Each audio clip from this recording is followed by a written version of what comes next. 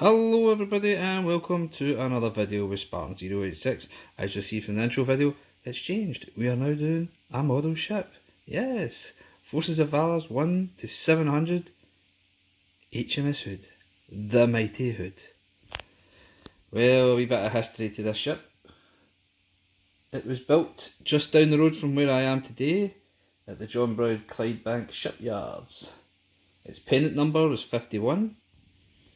Its length was 860 feet 7 inches, which made it the largest warship in the world. And actually, right up until even during World War II, it was when the Yamato was built, she was still one of the largest battleships ever built. Her propulsion was 4 shafts, which you see at the rear here, and it was powered by 4 geared stirred turbines. She was built in 1920 and she served until 1941, obviously we'll get into that in a wee minute. And her motto, as all naval ships have, was with favourable winds. She displaced 46,680 tonnes, or for a deep load she was 47,430 tonnes, which made her one of the heaviest warships the British ever built. She was part of the Admiral class, and that was part of then First Sea Lord Sir Jackie Fisher, who came up with the idea for Battlecruisers, the idea of using battleships' main armament, but try to use the speed of a cruiser to take the fight more to the enemy.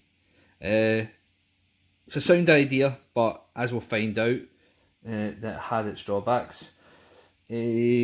Hood was part of the Admiral class battlecruisers.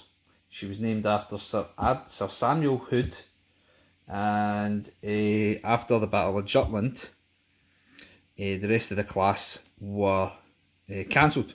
Now, she was under construction at the time, and it was deemed after the loss of the Queen Mary, the Invincible and Defactable, that maybe they should really think how battlecruisers were done. So she was the only one of her class built, and she got quite a reputation, because as you see, she is actually quite, I'm not really into warships, but she is pretty much very, very sleek in her appearance. And anybody really knows that this was the pride of the Royal Navy, and she reflected British prestige and power wherever she went, especially when she did the round the world tour with Repulse and Renown. A wee bit more history. We'll not make it too long in the history because we're not doing this as a history channel. May 1941 she joined the Prince of Wales, which was a King George V class battleship, and they went in the pursuit of the Bismarck and Prince Eugen. They caught up with them in the Denmark Straits between Iceland and Greenland, and it was in this exchange that Hood was sunk.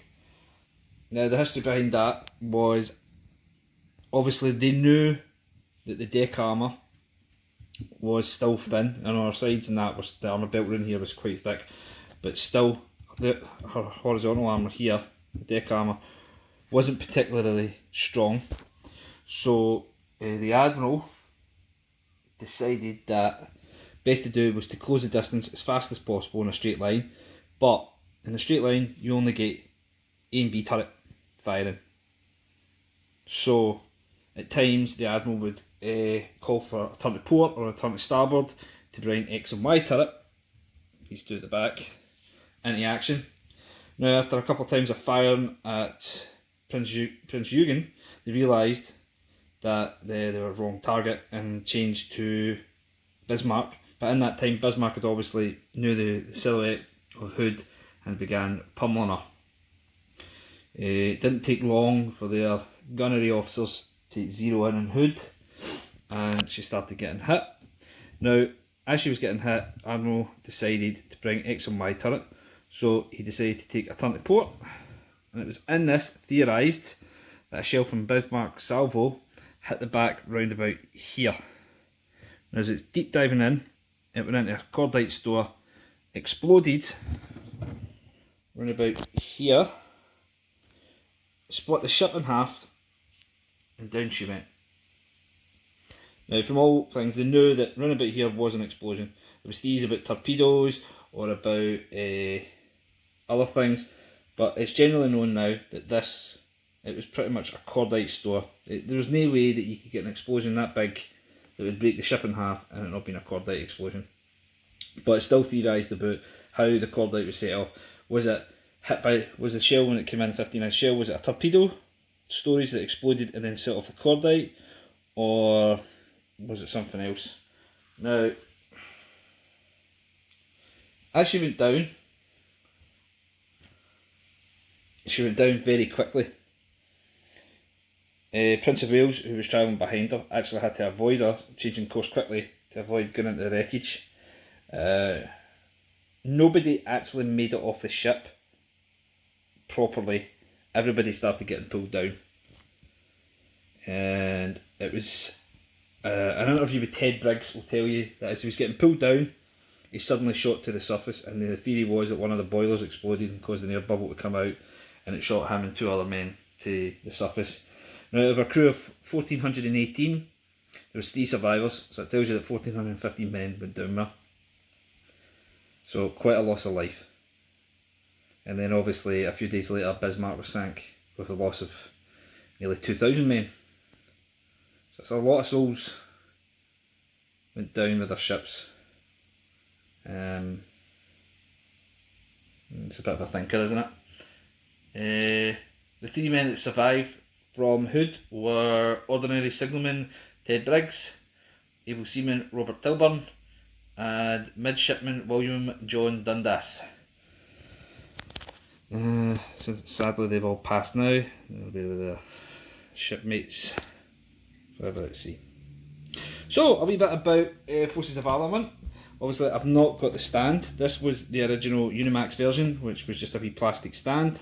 The new ones have a wooden base, and then they have the 2 metal pillars, and then it's just a wee glass panel that the ship sits on, or is it plastic? I'm not sure. I haven't seen them.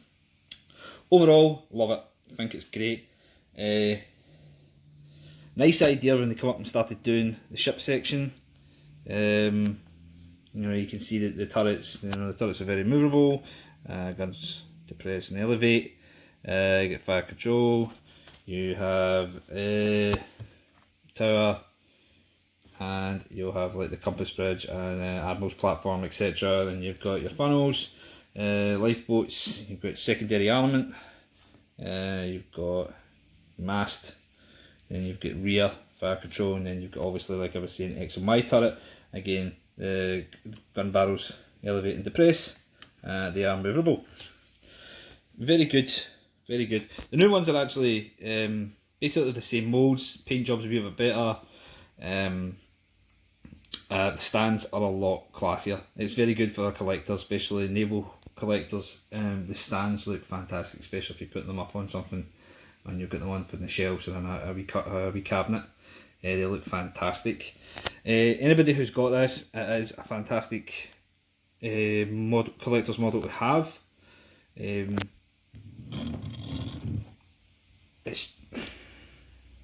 It's lovely. I have other ones which I'll be doing the videos on. I have Tuppets, Ark Royal, and the Missouri. I'm trying to get my hands on Bismarck and the Yamato. We'll see how it goes. Oh, sorry, I've also got Enterprise. I can't believe I forgot that, since it's the largest one they ever did.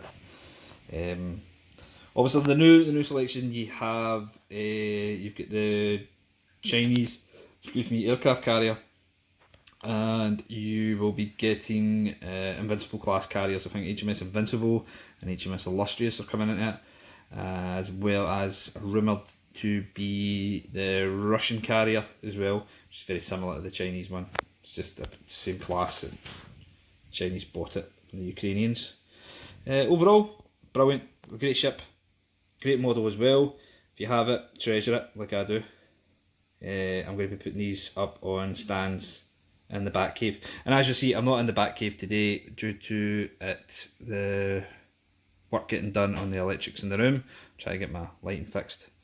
So hope you're enjoying this video, the first of a few of the naval. We'll get a couple more done in the next few weeks, get them up. Hope everybody's well. Take care now. Bye bye.